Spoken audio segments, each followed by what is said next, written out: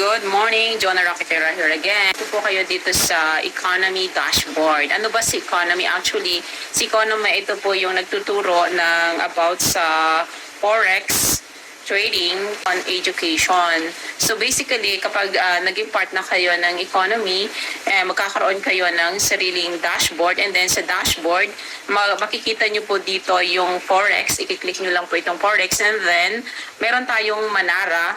And then, itong Manara is actually, meron tayong AI. Ito yung advantage ngayon kasi, before kasi ang trading, kahit anong klase ng trading, ginagawa siya manual. Manual yung pagbabasa ng charting, i-calculate mo kung ano yung price yung pagpasok mo, pag-place mo ng order, ano yung take profit mo, and then ano yung price ng pag-stop loss mo. Pero sa generation natin today, so meron na tayong tinatawag na mga AI. So bakit merong AI? Ito yung mga, for example, gusto mo mag-trade pero lalo kung wala ka namang time. So trade ka gamit ang AI. Ano yung kagandahan naman sa AI? As long as meron kang puhunan, and then bahala na yung AI na mag-trade para sa'yo, and wala siyang emotion. Unlike sa tao na minsan kahit naglagay na tayo for example ng take profit natin, minsan nagiging greedy tayo kasi nga syempre human nature. So kaya minsan salip na kumita tayo is natatalo pa tayo. So access natin yung Manara. Kung titingnan natin si Manara is meron siyang makikita dito yung charting. Same pa din yung pair na pipiliin natin. For example, dito kasi sa chart ang na dito is gold and USD. So basically, dito kay Manara, meron na siyang calculated na siya. Ang gagawin mo na lang, basahin mo na lang kung ano yung price na i-place mo yung order mo, and then ano yung take profit mo, and then yung ano yung stop loss.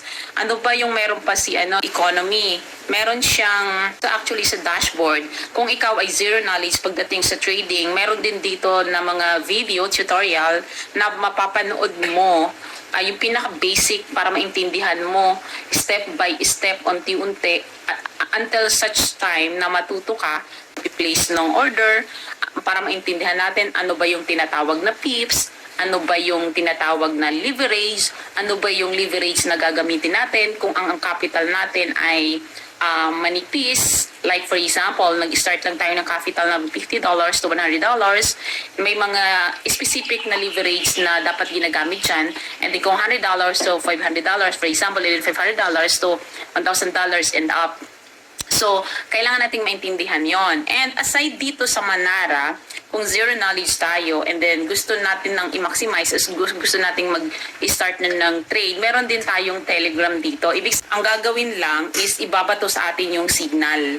So, pag binato na sa atin yung signal, ibig sabihin lang nun, like for example, dito sa Manara Trade Ideas and Session, actually itong signal nandito is ano pa ito, noong July 2024, so that's Saturday. So alam naman natin na pag forex trading is wala naman talagang trading kapag Saturday and Sunday. So basically ibinigay sa atin ng advance para pagdating ng Monday, pagbukas ng forex, ibig sabihin, pwede na tayong mag-place nitong, ang nakalagay dito sa signal na from Telegram is mag-entry ka ng 2399.20, and then ang position mo is sell order ng pair na gold and USD, and then ang stop loss mo is 24.70,